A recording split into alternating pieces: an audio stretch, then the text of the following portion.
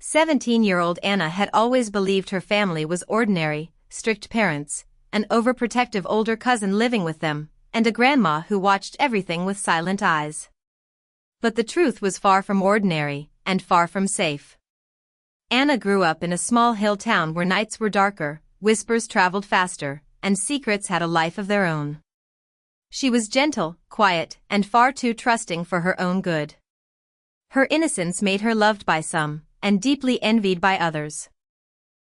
Her cousin Mike had moved in after family issues, according to the elders. He smiled too easily, stayed awake too late, and had a habit of appearing wherever Anna went. She brushed it off, thinking he just cared.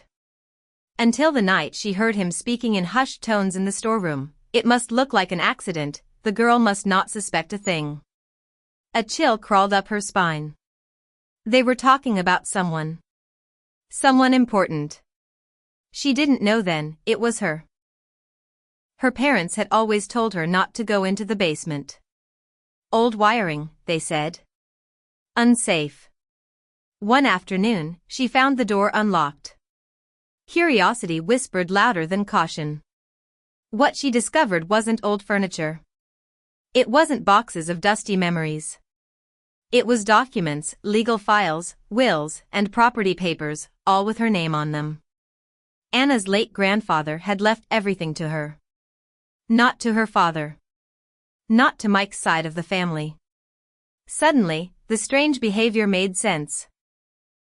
Her inheritance was worth more than she could imagine. And someone wanted her gone.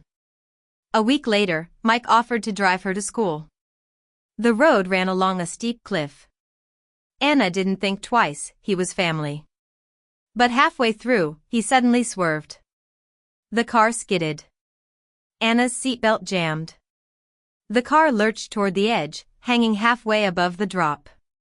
Mike calmly opened his door and stepped out. It really should have been easier, he said, not even looking back. She screamed for help.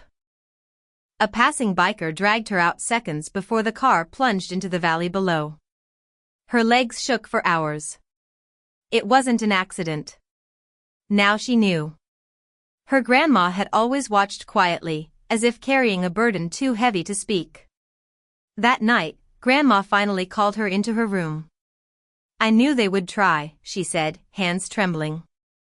Your parents, they are not who you think they are. Anna froze. Her grandma revealed everything. Her father had long been manipulated by Mike's mother. They had planned for years to get the inheritance. Anna was the only one standing in their way. But Grandma had secretly protected her for years, hiding documents, delaying signatures, watching every move. You must leave tonight, Grandma whispered. Before they try again. But she didn't get the chance. That very night, her mother served her favorite dish, lasagna. Her grandma grabbed the plate from Anna's hands and knocked it to the floor.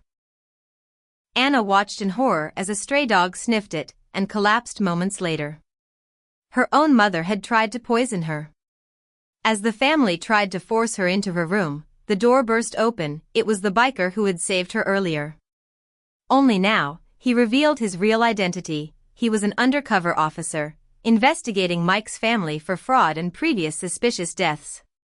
He had been watching their house for months. Anna was the key piece he needed to expose everything. The trial lasted 6 months. Mike, his mother, and Anna's parents were convicted. Her grandma, finally free of fear, took Anna away to a quiet home in a different city. Anna never fully understood why innocence attracts both love and danger, but she learned something far more important: evil doesn't always come from strangers.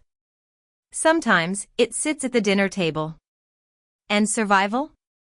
It's a quiet kind of bravery.